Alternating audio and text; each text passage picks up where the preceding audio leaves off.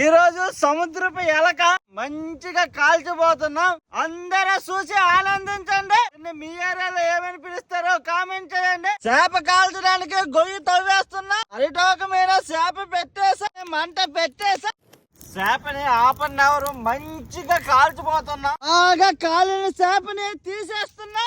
బాగా కాల్చిన చేపని తోలు తీస్తున్నా. చేప మంచిగా ఉడికింది. దానికి మంచిగా మసాలా పట్టించి మళ్ళీ కాల్చిపోతున్నా. మసాలాలో కలిపి పెట్టుకున్న మసాలాని రాసేస్తున్నాం.